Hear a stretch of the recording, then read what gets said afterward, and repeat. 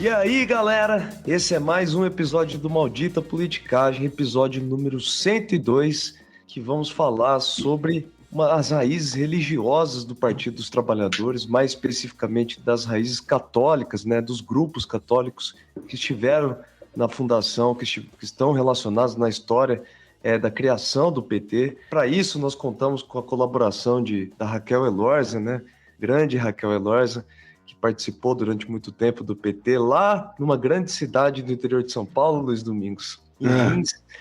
E também estou reunido aqui com o nosso querido Luiz Domingos, de Querência do Norte, não de Lins. Tudo bem, Luiz? Tudo bom, Ale? E aí, saudações a todos e todas. Um episódio para gerações mais jovens, né? Talvez curioso ou inusitado, já que vai mostrar a origem igrejeira do Partido dos Trabalhadores, que hoje é apontado como um partido de comunistas ateus e que defendem o Satanás, né?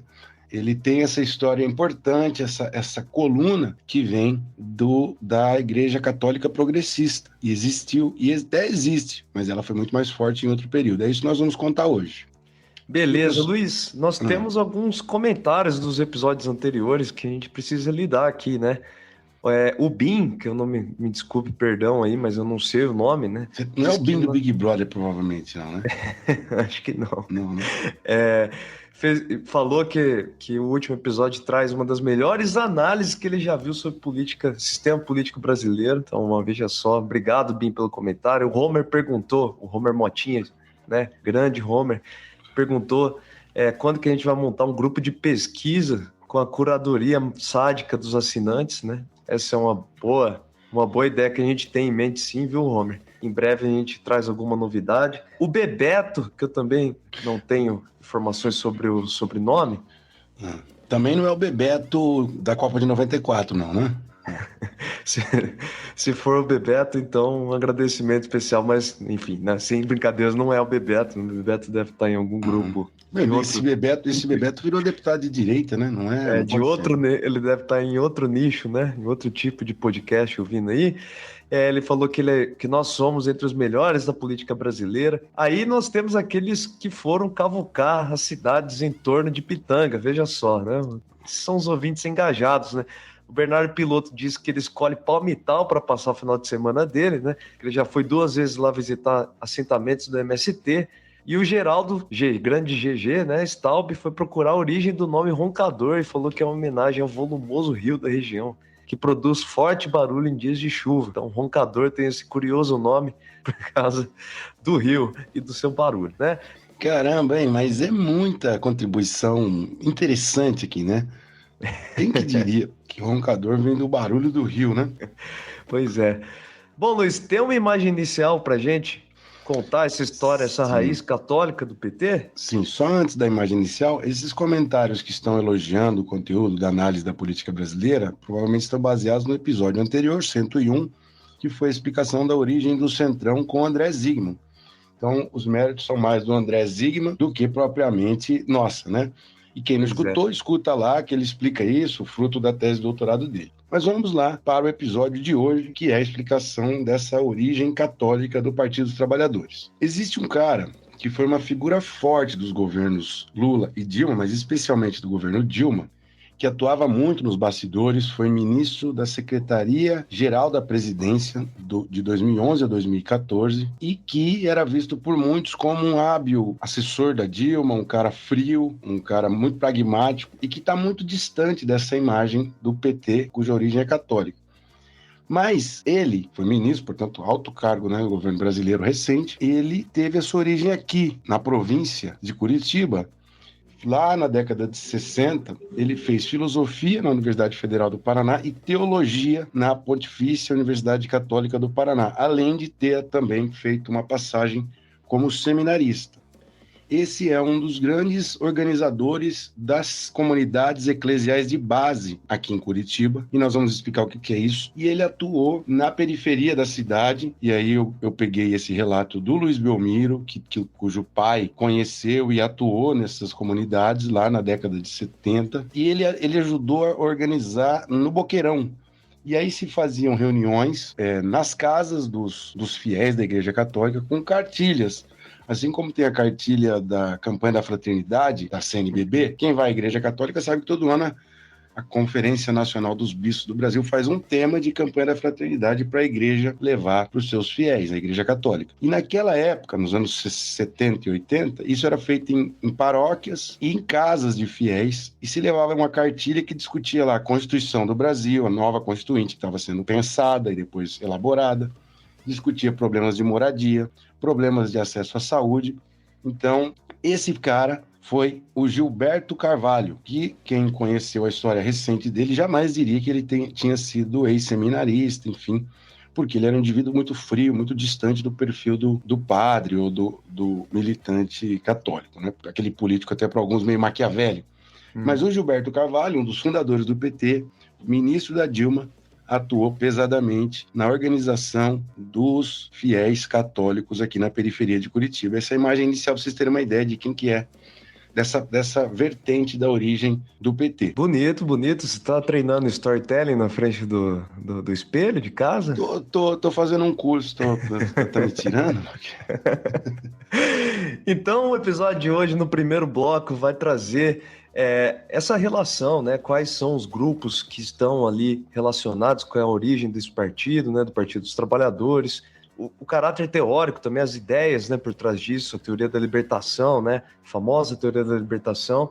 Depois, no segundo bloco, a gente vai ver um pouco da podada que esse movimento teve, né, de uma reação interna da igreja que vai acabar refletindo na sua organização geral, e dos resultados disso, um quebra-pau, né, que ilustra bem essa tensão que existe entre correntes no interior da Igreja Católica. No terceiro bloco, como de sempre, aqueles queridos quadros. Então, segue com a gente aí, galera.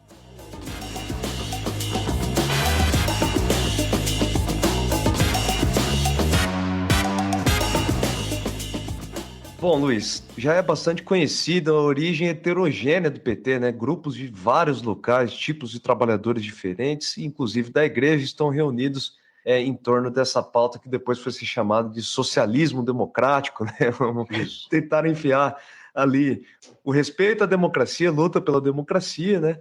E também os ideais, né, que vinha lá de um marxismo mais clássico, né, e acabaram chegando nesse nome aí. Bom, vamos falar um pouco de como a igreja estava organizada nesse período, né, quais eram os grupos que estavam contidos ali nas décadas anteriores à criação do PT, no final da década de 70, né? Bom, a história do PT ela é indissociável da história do Brasil nos anos 60 e 70. Por mais que o PT tenha sido fundado efetivamente em 1980, a dinâmica que dá origem ao PT tem que recuar pelo menos 20 anos antes para olhar o mundo e o Brasil. No Brasil, em primeiro lugar, nós tínhamos aquilo que a gente já tocou em outros episódios, a forte urbanização puxada por uma industrialização e um novo conjunto de demandas e de apelos da população, por exemplo, por melhor renda, luta por salários, luta por terra, as ligas camponesas no interior do Brasil, os sindicatos ligados ao varguismo na década de 50 e 60, tudo isso é história desse Brasil, que mudou muito rapidamente. Mas a ditadura militar, em 64, interrompe tudo isso, de resto, fecha sindicatos, exila lideranças de esquerda, faz a tortura e as mortes. O fato é que, ao final da década de 70, uma nova organização vai surgir. Mas tem um pano de fundo internacional, que é da própria Igreja Católica Apostólica Romana, que com o Papa João XXIII, em 1962, organiza o Concílio Vaticano II, que é uma reunião da Igreja Católica com líderes de todo o mundo para rever a doutrina da Igreja, certo?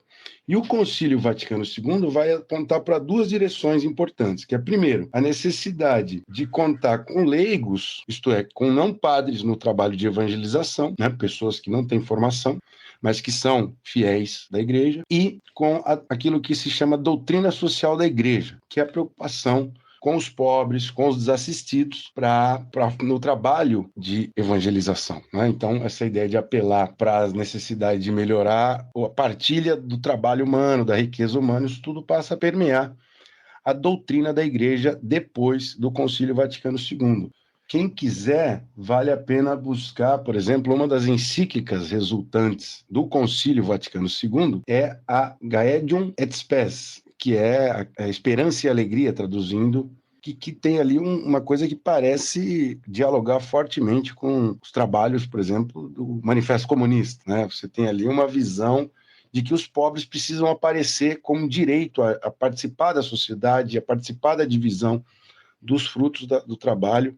Então, essa é a pegada surgida aqui com o Concílio Vaticano II, e daí, desse Concílio Vaticano II, é que surgem os SEBs, Comunidades Eclesiais de Base. Essas comunidades vão se enraizar, se difundir no Brasil, para discutir os temas do Evangelho e também os temas da realidade das pessoas pobres, tanto no campo, nas capelas, quanto na periferia, nas igrejas. Então vamos lá, seguindo essa linha histórica aí, em 1968, né, a segunda conferência dos bispos da América Latina em Medellín, na Colômbia, anunciava a opção dos bispos da região, né, pelos empobrecidos do continente, né, a luta pela superação da situação de injustiça social, né, lembrando que a América Latina nos anos 60 era uma completa desgraça, né, social, a miséria atingia boa parte da população. Então, setores da igreja, né, padres, leigos, bispos e os seguidores, começaram a forjar um tipo de pastoral popular, né, um tipo de igreja popular, que justamente são essas comunidades eclesiais de base que o Luiz chegou a citar. Um ícone desses movimentos aqui no período é o bispo conhecido, né, bispo Helder Câmara, que é um grande defensor dos direitos humanos e que chegou a ser secretário-geral da CNBB, né, para a gente dar um pouco dos atores que faziam parte dali. Bom, Luiz, vamos falar o que são essas comunidades eclesiais de base, né? Isso. De forma geral, essas comunidades são pequenos grupos ali que se juntavam, que faziam assistências, né, em bairros pobres, que faziam ali a leitura da Bíblia, que faziam uma pequena discussão sobre quanto à realidade, como Deus estava presente na vida das pessoas. Enfim, algo parecido com uma pequena igreja ali da comunidade, uma pequena filial da igreja na comunidade, né? Então tem uma descrição bastante conhecida, né, do Frei Beto, que diz o seguinte: são comunidades porque reúnem pessoas que têm a mesma fé, pertencem à mesma igreja e moram na mesma região, né? Então, caráter comunitário aqui no primeiro momento. São eclesiais porque congregadas na igreja como núcleos básicos de comunidade de fé. E são de base porque integradas por pessoas que trabalham com as próprias mãos, donas de casa, operários, subempregados, aposentados, jovens, empregados do setor de serviços, na periferia urbana, na zona rural, assalariados agrícolas, poceiros, pequenos proprietários, arrendatários, peões e seus familiares, né? Há também comunidades indígenas. Bom, então, tem aqui, né, as comunidades de base, né, lembrando que nada mais são do que... Aliás, eu li alguns trabalhos de como as comunidades de base aplicavam o conhecimento, inclusive, do Paulo Freire, né, na educação das pessoas. Muitos deles eram trabalhadores miseráveis, realmente, né, que precisavam de assistência para comida, assistência médica, enfim. Então, essas comunidades de base, de alguma forma, preenchiam uma lacuna social ali deixado pelo sistema político da época, né? Mas essa doutrina social da igreja se tornou algo mais elaborado também, né? Além dessa pegada de valorizar os leigos, como, por exemplo, os educadores, os trabalhadores, no papel pastoral, tem a tal da teoria da libertação, que é uma fase acima da teoria social da igreja, da doutrina social da igreja, né? É como se fosse uma teoria social mesmo, né? É uma teoria social, né? Que vem Teologia da libertação, né? Isso. Vem dos intelectuais ali da Igreja Católica. Essa teoria da libertação é um movimento latino-americano, né? É visto por muitos historiadores como o único movimento intelectual genuinamente latino-americano, nascido aqui, e que tem algo parecido ali com a teoria da dependência da economia, né? Que tem as suas lideranças intelectuais em cada um dos países, né? Aqui no caso do Brasil, nós temos o Leonardo Boff, também de Concórdia, como grande pensador, expoente do pensamento, né? O Leonardo Boff, enfim, né, e diversos outros autores defendiam a ideia de que a igreja, isso não era um rompimento da igreja, né? Mas na verdade uma forma de reformular a instituição e que a instituição estivesse a serviço do povo.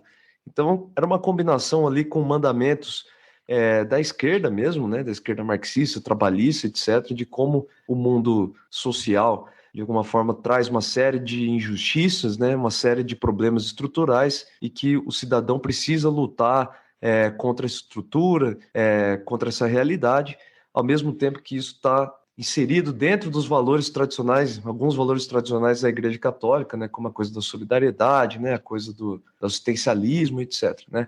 Então, uma combinação aqui de esquerda com mandamentos católicos tradicionais, né, que traz a teoria da libertação como um todo. Certo.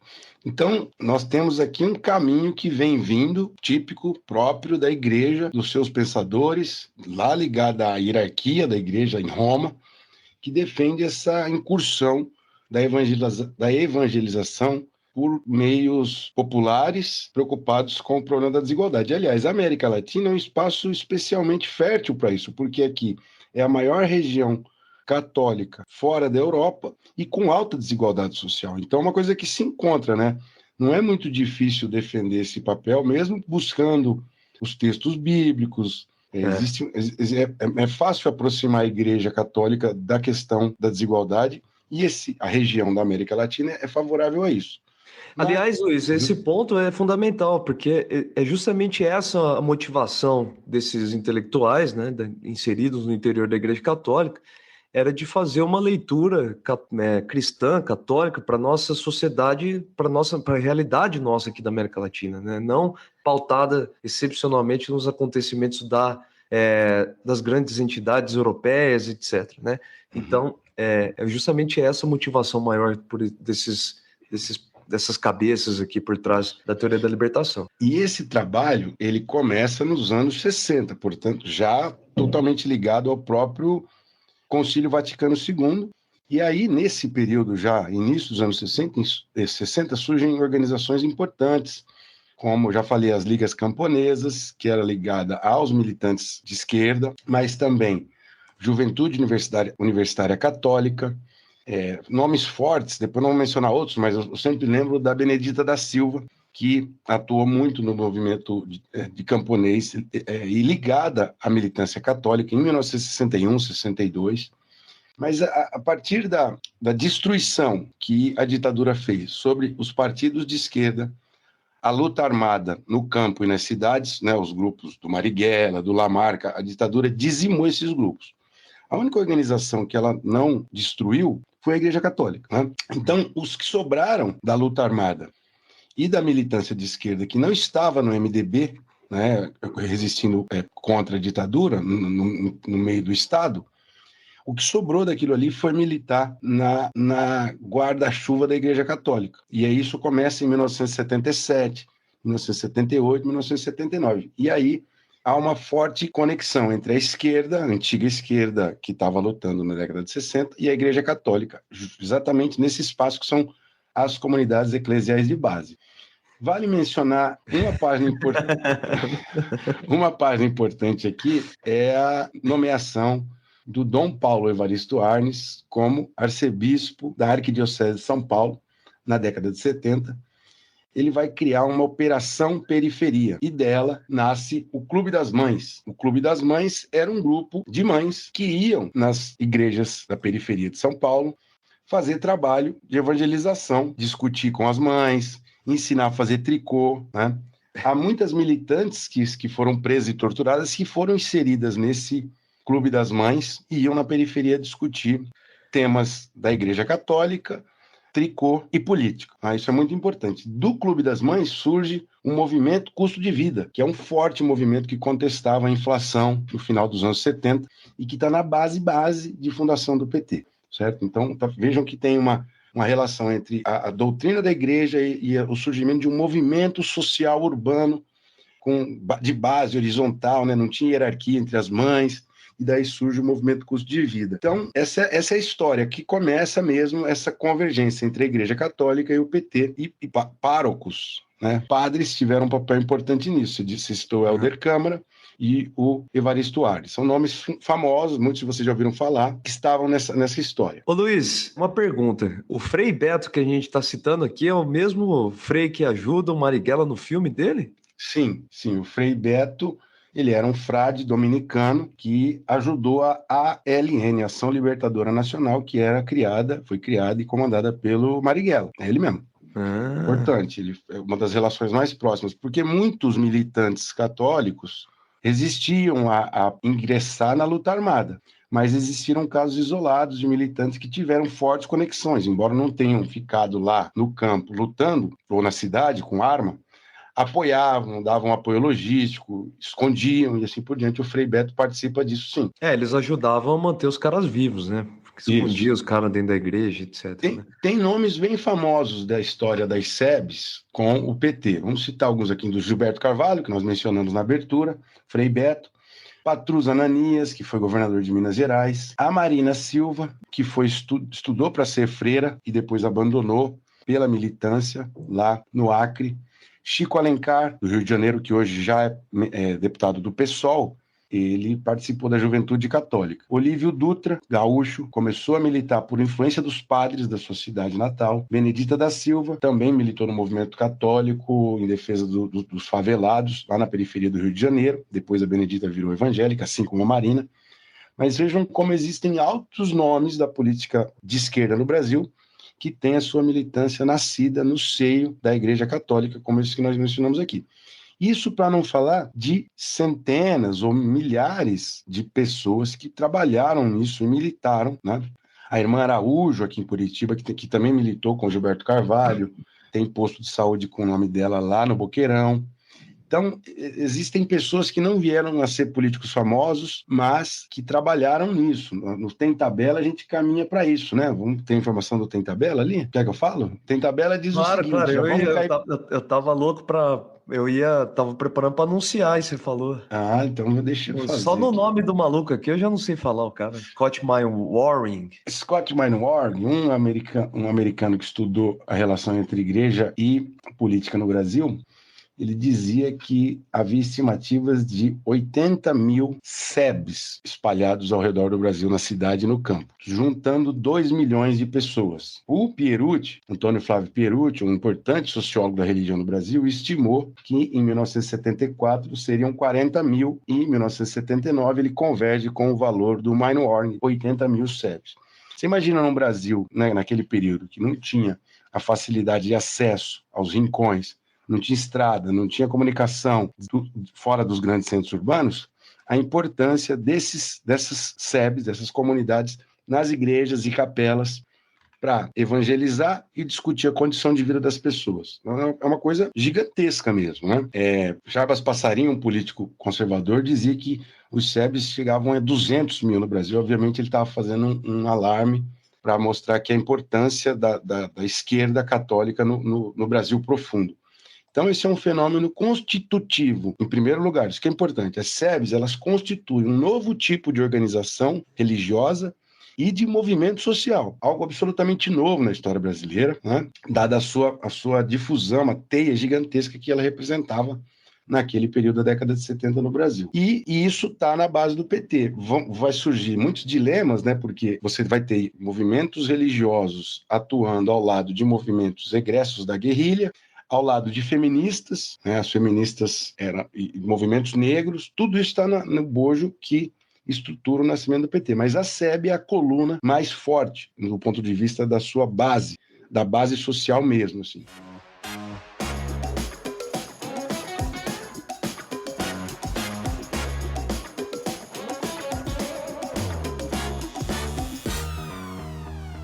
Então, essa é uma das primeiras partes de entender a história do PT, né?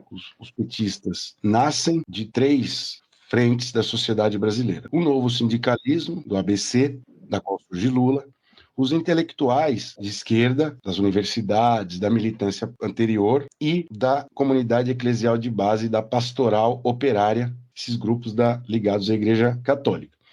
Essa história ia muito bem, obrigado, até quando troca o Papa, entra o João Paulo II e a coisa muda de rumo. O que aconteceu?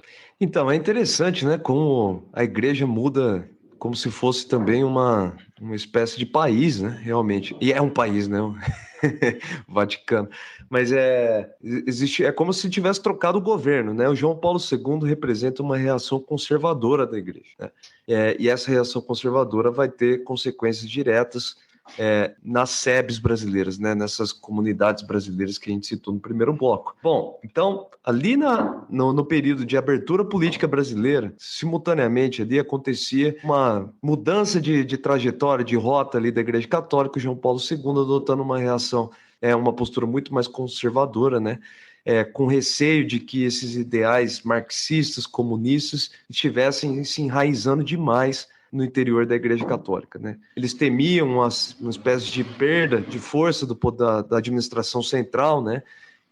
E tomaram um outro rumo, então, tentaram centralizar ali as decisões. Parte dessa estratégia está colocada ali com a nomeação do Joseph Ratzinger, então, né? A administração do João Paulo II demonstrava ali que essa nova figura ali ia cuidar muito da parte administrativa da Igreja Católica, né? Então, todas as grandes decisões passavam de alguma forma pelo Ratzinger, que é uma ala super conservadora da Igreja, né? Então, dali em diante, inclusive existem relatos de como os Estados Unidos fez documentos, né? Que alertavam o perigo do espalhamento da ideologia comunista em setores da igreja, especialmente na América Latina. Então, a partir dessa virada de direção aqui, existia um enfraquecimento constante, né, ano a ano, dos setores progressistas da Igreja Católica da América Latina, né? Então, resultado disso é que muitos dos leigos, né, que faziam parte da aliança lá nos anos 60 e 70, começaram a abandonar a militância ali dentro da igreja para fazer isso exclusivamente em uma militância sindical, né, dentro do partido, etc., né? Então, esses setores mais politizados da Igreja Católica acabam saindo, né? Esse é o resultado, então, dessa virada conservadora da Igreja. Mas outro resultado, pode falar, Luiz. Eu quero só pontuar uma coisa. Na virada dos 70 para o 80, o Brasil tinha aproximadamente 90% de católicos. E essa doutrina social da Igreja foi fortemente implementada, seja no SEB, seja nas dioceses das grandes cidades. E essa mudança, essa virada à direita, influenciada pelo João Paulo II, que incumbiu o Ratzinger. Aliás, um parênteses. O jornal Gazeta do Povo, que é insuspeito de direitismo aqui na paróquia, quando o Ratzinger renunciou... Direitismo não, de reacionarismo pesado, direita, né? Quando o Ratzinger renunciou, não lembro que ano que foi isso, a Gazeta fez uma cartilha longa elogiando ele, as virtudes dele. Então, essas coisas, né, existem os penduricalhos, né? Então, a igreja deu o cargo para o Ratzinger nos anos 80, o Ratzinger vira papa nos anos 2000, depois ele renuncia, e depois a Gazeta do Povo faz uma cartilha longa e elogiosa, gastaram um dinheiro gigante para fazer aquela cartilha lá, homenageando o Ratzinger. Mas vale dizer o seguinte, a reação a isso, existem dois movimentos, né? A igreja abandona a preocupação com os pobres e aparece a igreja evangélica, que exatamente nos anos 70, final dos 70 e 90, para disputar espaço com a igreja católica. Aí quando a igreja católica tira o time, você tem um caminho livre para as igrejas evangélicas, né? Então a gente pode discutir já o nosso quebra-pau, Luiz. Então, como resultado disso daí, o Leonardo Boff, que era o pensador principal da teoria da libertação no Brasil, né? Depois da publicação do seu célebre livro, né, Igreja, Carisma e Poder, ele foi condenado a 1 ano de silêncio, foi meio que expulso das suas atividades, né, na editora Vozes, enfim. O cara foi perseguido nos anos 80, né? Acabou perdendo muito, né, da sua centralidade que ele tinha nos anos 70. Nós temos também a ascensão de um grupo dos chamados carismáticos, né, que passam a crescer cada vez mais na mesma proporção que as SEBs caíam, os carismáticos cresciam também, e aqui no caso brasileiro as igrejas evangélicas vão preenchendo essa lacuna. Eu acho que isso a gente pode discutir bem, né? Porque acho que todo mundo que conhece a realidade das comunidades sabe que o papel, a gente já falou várias vezes aqui, né, Luiz, do papel desempenhado pelas igrejas evangélicas, embora a gente possa ter uma série de críticas às igrejas evangélicas no ponto de vista da política, etc., mas o papel que elas desempenham, né, nas comunidades, ele é fundamental, né, porque ali, na maior parte dessas comunidades, o Estado está ausente, né, o Estado está com uma escolinha e com um posto de saúde no máximo, né, e é nessas lacunas que igrejas evangélicas tomam sua importância, né, em outros casos, o tráfico de drogas, etc. E, enfim, pelo menos nas periferias que eu tive contato, me lembro de prestar bastante atenção a quanto de distância estava uma igreja católica, por exemplo, né? Como essa população da periferia vai frequentar diariamente aquela igreja católica, né? Como a igreja católica vai estar presente na vida dessas pessoas diariamente, enfim.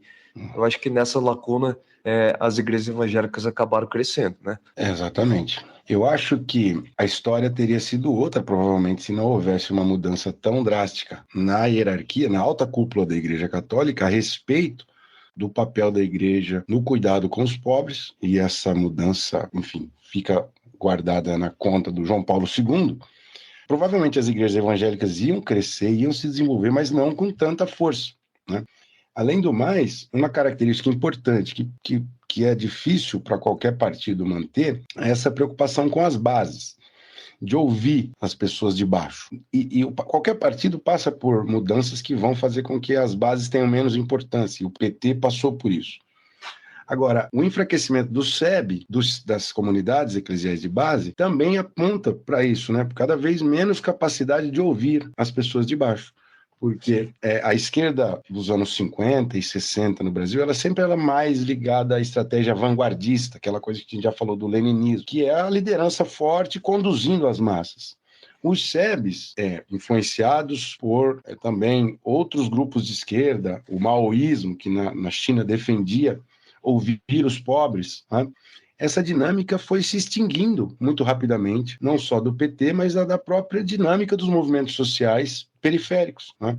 E aí outros precisaram suprir isso, o movimento negro, sobretudo, mas depois, quando a gente olha os movimentos sociais mais recentes, eles têm muito essa característica de grupos de classe média. Por quê? Em parte porque o SEB foi enfraquecido, né? Pois é, perfeito. Então, né, de alguma forma, o quebra-pau de hoje diz respeito a esses dois posicionamentos da igreja, né? Uma ala mais conservadora, que acabou predominando, né? E a ala mais progressista, digamos assim, que acabou sendo sufocada nessa mudança de direção dos anos 80 aí, com João Paulo II.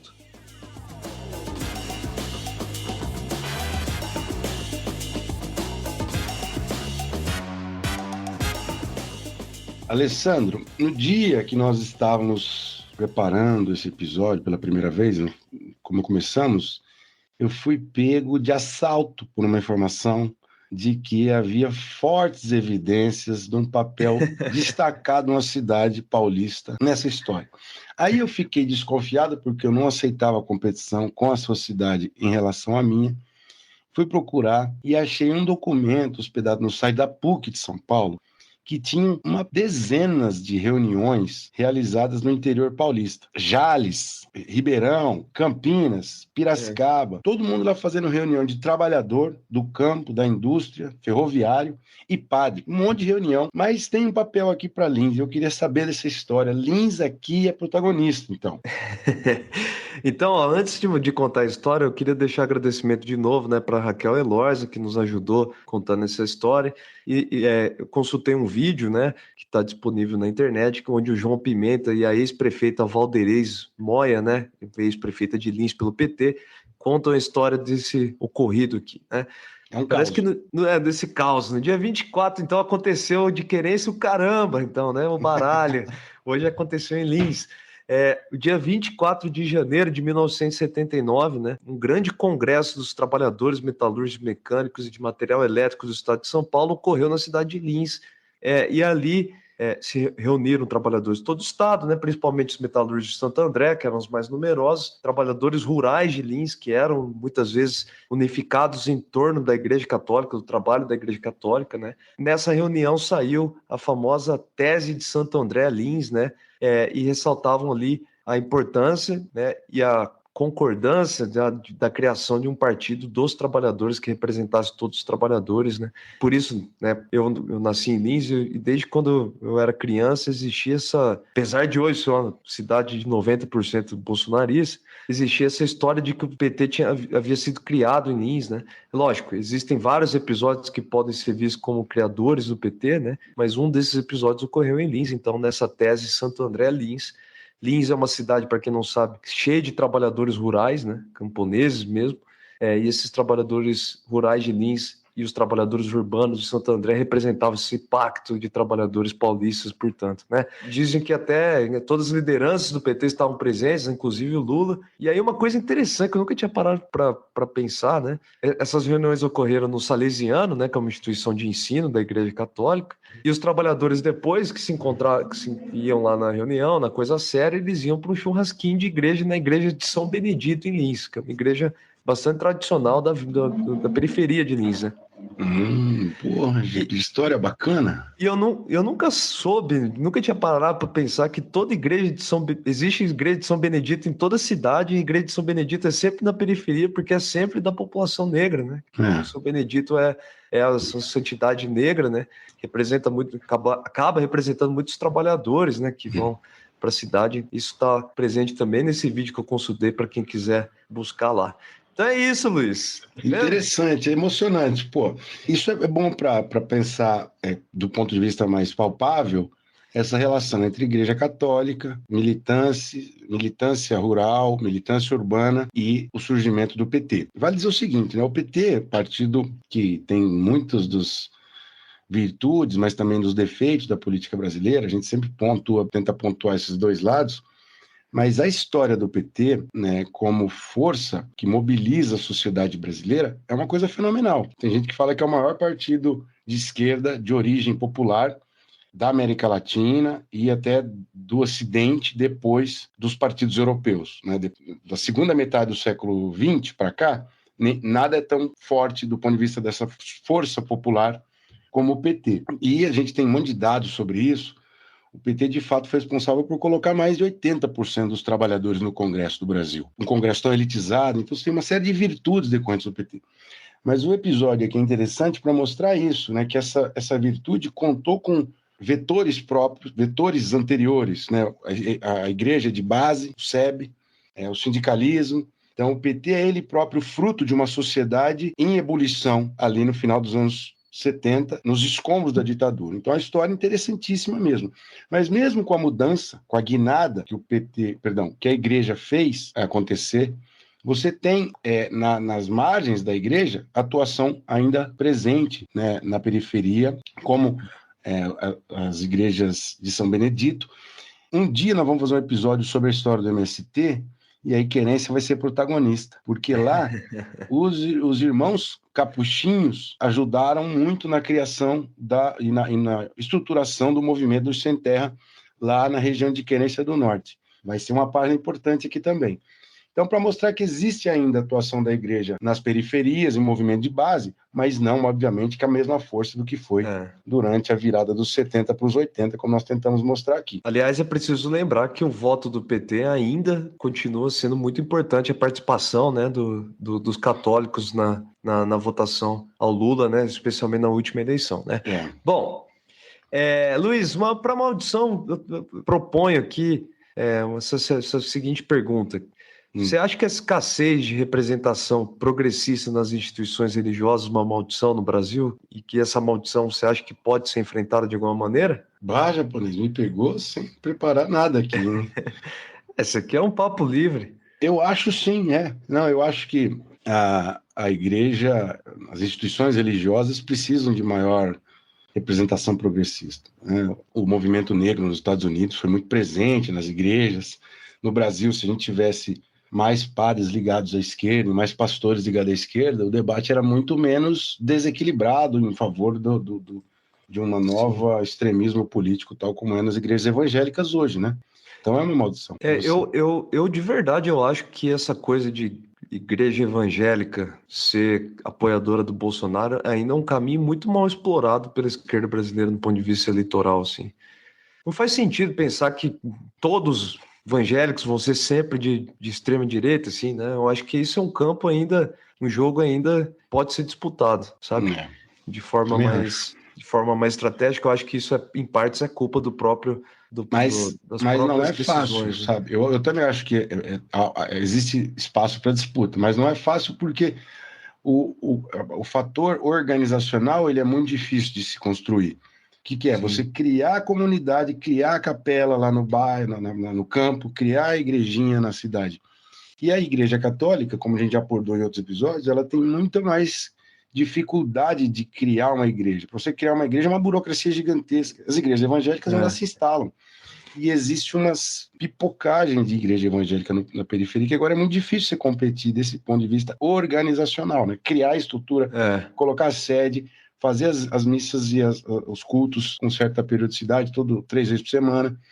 E aí, quando você já tem essa estrutura do lado evangélico, é muito difícil disputar por parte de outros setores menos de direita, inclusive da Igreja Católica. Eu acho que talvez seja um caminho sem volta, perdido, talvez. Mas, de fato, há mais espaço para disputar do que a gente pode pensar. Perfeito.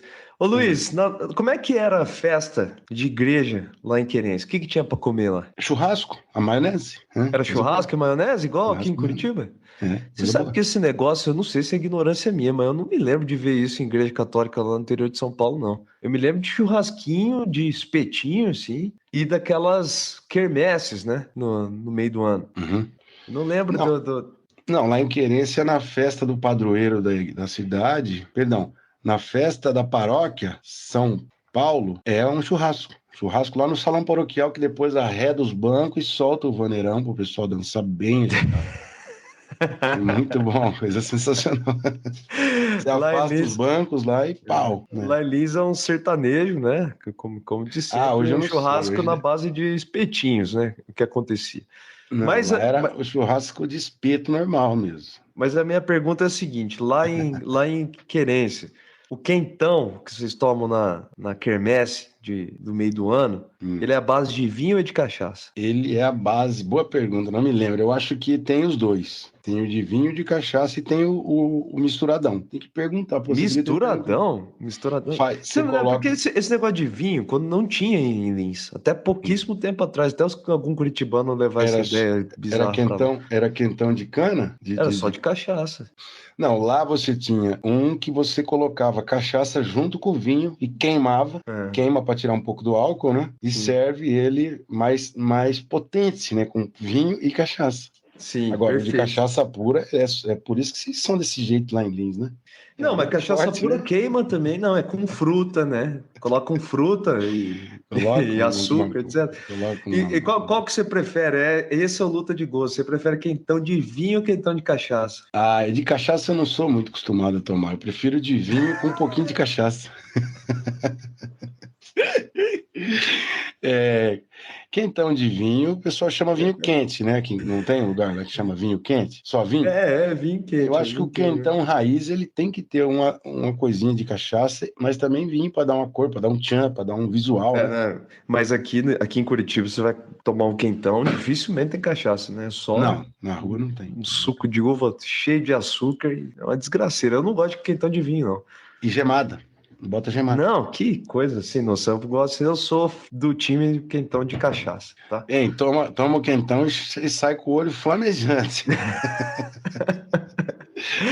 Bom, espero que isso não seja... essa era a luta de gosto. Espero que isso não seja visto como um tipo de desrespeito à Igreja Católica, tá, gente? Não é disso que se trata, mas na verdade são boas lembranças que eu tenho das quermesses de Lins, pastel, cachorro-quente, etc, né? Tem avisos, Luiz, então? Pra gente... vocês podem perceber, a gente tem feito episódios dedicados a explorar um pouco essa transição da ditadura para a democracia. Isso vai continuar, isso foi feito no episódio anterior com o André Zigman, mostrando um dos lados negativos, agora talvez um dos lados virtuosos, né, dessa história, que é a história de surgimento de uma nova sociedade civil organizada. Para quem gosta desse conteúdo, quem acha importante estudar essa história e a influência de toda essa história nos dias de hoje, vale a pena compartilhar. Compartilhem o nosso conteúdo para as outras pessoas que acham que podem gostar e, sobretudo, ajudem a gente na campanha de financiamento coletivo. Sem os nossos doadores, a gente não estaria mais fazendo esse projeto. Então, para nos ajudar, para pagar as despesas do episódio, você pode ir em apoia.se/maldita politicagem. Se a gente bater R$2.000 de doação ali, Luiz Domingos, a gente promete um vídeo no YouTube de 1 hora mostrando as paróquias de Querência do Norte e o seu trabalho de assistência social. E de muito churrasco e quentão. Né? Certamente nós faremos. Será um grande orgulho que eu morro de saudade, inclusive. E quem não puder doar, já ajuda se você compartilhar, comentar e colocar 5 estrelas no seu tocador, porque isso ajuda bastante o nosso engajamento. A gente gostaria de agradecer demais quem ouve, você ter ficado até o final e deixar o tchau do japonês para todo mundo. Muito obrigado pela audiência, galera. Um abraço. Abraço.